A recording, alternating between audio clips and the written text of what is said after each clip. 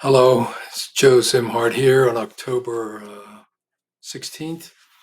And I'm responding to a question that somebody asked me to comment on a group called Eckankar. and so I'm going to start with the foundation text, which I read a long time ago, and I reread parts of it for this talk. The Tiger's Fang by Paul Twitchell. He wrote it around 1965. It was published in several editions after, so this is a really early edition. So, how did Eckankar start? Well, he claims that he's been a spiritual seeker and he looked into many, many things. And then one day he says, when he was in Srinagar in a hotel, he was looking for a rishi or an ancient teacher in India. And he suddenly had this experience of God. He said, almost as quickly as my eyes were closed, I awoke in the Atma Sarup, um, which is the soul body. So in other words, he had an out-of-body experience, and then he goes into this journey meeting character named Rebazar Tars. And Rebazar Tars is sort of the ascended master or Ek master at the foundation of Eckankar. And how he met him was like this. He says, a brilliant sphere of light appeared on the horizon. As it came closer and grew larger, it revealed itself as a small sailing vessel. At the tiller was Rebazar Tars. He was a solid man with coal black eyes and a strong, square face. His hair was cropped closely, and he wore a dark wine-colored robe, which was held to his body with a small belt-like rope. Anyway, Rebazar, kind of like some of these other journey type of novels where the seeker meets the master and then is taken on a teaching experience that could be quite mystical. For instance, Carlos Castaneda with Don Juan Matus and the founder of the I Am activity, Guy Ballard and his wife Edna. Guy wrote Unveiled Mysteries, and he based the story on meeting Saint Germain, ascended master, who took him into the inner workings of a mountain and to other spiritual adventures, which led to the I Am activity cult in the 1930s. So here we have in Eckankar a similar story with Rebazar Tars as the what he calls as the spiritual traveler for Twitchell, for Paul. So in the book, it claims that you need a guide like this in order to accelerate your path. And when as the old saying goes, when the student is ready, the Buddha will appear. And that saying is applied here as well. The Tiger's Fang is based on a host of other similar books, which I read, and I'm only going to go through a few of these here. This is an answer to a question on the Quora thing about Eckankar and online. And I said, if you read The Tiger's Fang, written by the founder of Eckankar, Paul Twitchell, around 1965, you will, in my estimation, be reading a spiritual adventure story or a magical autobiography. Twitchell had dozens of models to lean on, and he read everything spiritual, according to him, in his book. This kind of religious experience fantasy goes back to the then popular The Golden Ass. That's this book by Apuleius. This was written around the 2nd century AD, and it was popular among Greek-speaking cultures back then. About a young man named Lucius who goes through a lot of different adventures, turns into a donkey at one point, then by some miracle after he gets introduced to the mysteries of Egypt, goes into these higher states of consciousness and becomes enlightened, and very similar to some of these other books like that. Yeah, so the Golden Ass is kind of a prototype for all this kind of literature. More recently, I would list the Book of Mormon, Who Met the Angel Moroni, the writer of that, Joseph Smith, The Coming Race by Bulwer Lytton, who was a Rosicrucian and which has influenced the Freemasons at the time.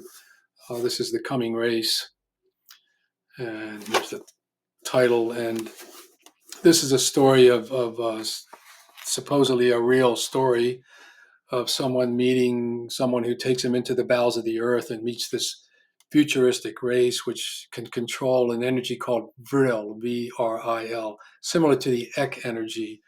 But this book was written in 1873, so you get an idea that this stuff's been around. Lord Lytton, that wrote the book, influenced Madame Blavatsky quite a bit, who also came up with her version of Ascended Masters of the Great White Brotherhood in her Theosophy, which influenced Eckankar and a number of other groups. What's interesting about Theosophy is the group, the Rohani Satsang, comes out of the Sant Mat tradition, a 19th century movement in India that reestablished the Guru tradition among the Sikhs.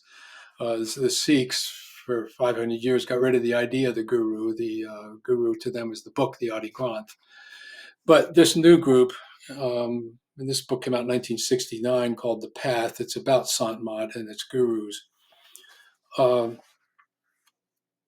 What's interesting about Twitchell is he was influenced quite a bit by Sant Mat. And some of the Ek people deny it, but here's a picture of Twitchell. It's in the book A Making of a Spiritual Movement by David Christopher Lane, and I'll put the link to this later, who exposes Eckankar and similar groups. In here, he publishes this picture of Paul Twitchell, and you can see Paul here, right there, and that's Kirpal Singh. They met in 1955 in Washington, D.C. So Twitchell claims he met his guru, Ribars Artars, in Srinagar in India, but we'll leave it to your imagination whether that's true or not.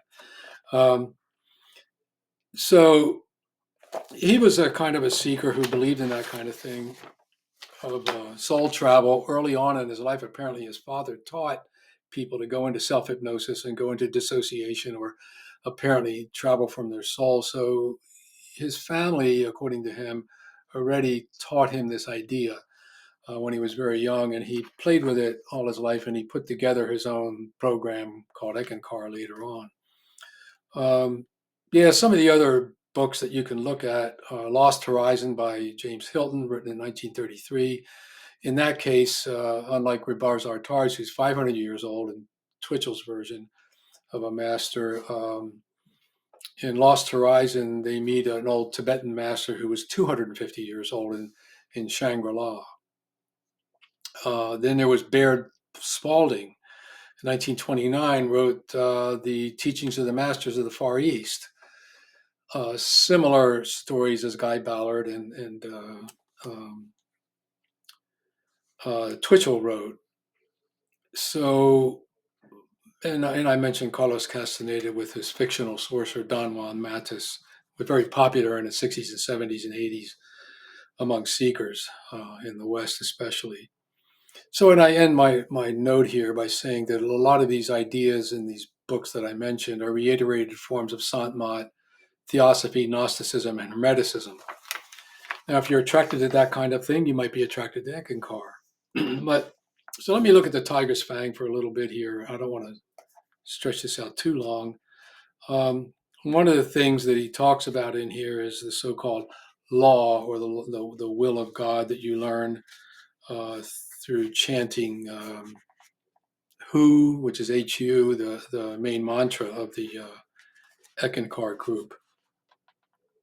And it's interesting that in Bulwer Lytton's book, The Coming Race, they talk about the great law also in very similar terms, if you look in there, and how you can learn to manipulate it through mental energy, basically, or spiritual energy that you learn when you're in the group. And it's also necessary in these groups, as he says in the Tiger's Fang, that you need a master to bring you into this sort of a thing. So I mentioned that before. One of the things that stood out for me in the Tiger's Fang was that you have to experience this. You can't be taught this or shown this. Well, I don't know what he's doing. He wrote this entire book to show you all of this when you're supposed to experience it. It's the only way you can know it. Then he says, a true master of the spiritual worlds will never allow himself to make public exhibition of his powers. Never expect me to act like the many fakirs of India and like the pseudo magicians you find in Tibet. Yet he talks about these powers as if they're real. And he says, I acquired what you call superhuman powers. And this is a master talking to Twitchell in this book. One of the first steps toward mastership, perhaps the easiest achievement, is the creation of forms, perhaps you call them ghosts, which can move, do anything, and be at my command. So this energy can be at your command if you're a master. For instance, in the I Am cult, the decrees, you can use the power of the spoken word to manipulate the energy of God and do anything like change the weather, increase your wealth, your health, heal people at a distance, all that kind of stuff that people imagine they can do when they're in these groups. Um, he says that these ghosts that are at your command can last until their psychic energy is dissipated. Many of these things I learned, but only as a means to learn God. You can do without them if necessary, but sometime you may have need of them. So I will give you the experience. So you have to get this energy, kind of like in Siddha Yoga. There's a transmission of the siddhis, the powers, from master to student when the student is ready. And then they're supposed to be on this path of not only becoming enlightened and enriching of the humankind, but also do these magical things with powers of the mind and the will and the soul, allegedly. Um, what's also interesting in this book, and toward the end, he mentions that where the origin of the tiger's fang comes from, and there's a kind of a myth in this book told by Rumi. He goes back 700 years in travel with him and Rebazar Tars to meet with Rumi, who is basically one of the founders of Sikhism. Guru Nanak was to a great extent also, but Rumi is a favorite of Sufis in the Muslim tradition, for instance. So the tiger's fang myth is that the seeker, in order to prove his powers, has to go to the metaphorical tiger's cave or lair and prove that he'd been there by bringing back a fang. So he might have to kill the tiger or whatever, but he has to have proof that he was there to the master and or whoever's asking him for proof. And this is kind of a metaphorical idea that the seeker can go into the other worlds and then come back with some kind of evidence, like soul travel or whatever, that he was really there. But he also says about this tiger's fang idea is that that it also is really more about the atom, that we breathe billions of these atoms into our body and breathe them out, and each atom is contains the complete energy of God, or the Ek energy, and therefore it's everywhere. And we should, if we want to be enlightened, we have to learn how to use that, and we can use it for good or for ill, kind of like we use atomic energy. And you got to remember, this book was written around 1965, so the atomic age had already begun, and the metaphor for him works in that sense. Um, yeah, so you can make of it what you want. Eckankar has been around for many decades. Some people say there are millions of followers today. You know, it might be tens of thousands. I don't know. They have a big center in Minnesota, like a church building. But I would recommend you read The Makings of a Spiritual Movement by David Lane. And if you're interested in deconstructing Eckankar, you can see where Paul Twitchell, and he documents everything in here, plagiarized a lot of the information that's in the Tiger's Fang and in his teachings, and also plagiarized them from the Sant Mat tradition and other theosophical type of organizations, which are related to Hermeticism and Gnosticism. So, yeah, read David Lane's book. I'll put a link up here.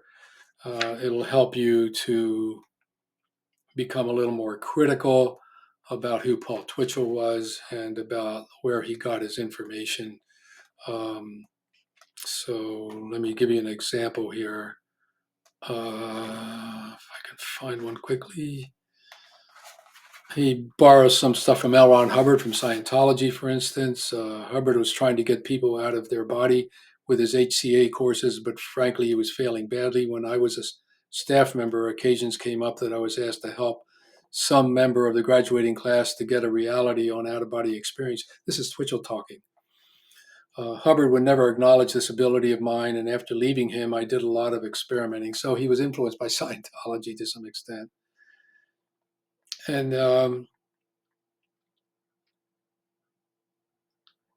then this guy, Frederica Sutton, says that he and Paul Twitchell were students of Dianetics and Scientology together. So that's one of his sources, which doesn't show up directly when you read the Eckankar literature. Anyway, it goes on in here, but I'd recommend read the book. I don't want to go through a lot of these things right now. So yeah, take another look at Eckankar if you're deeply involved in it, or if you're questioning it, or if you're questioning why a friend of yours is acting kind of weird after he got into this thing. You can look at the Deconstruction of it by David Lane, and there's other sources. But I hope this helps. Read the links, and I think they'll help you put a better picture together. Thank you for listening.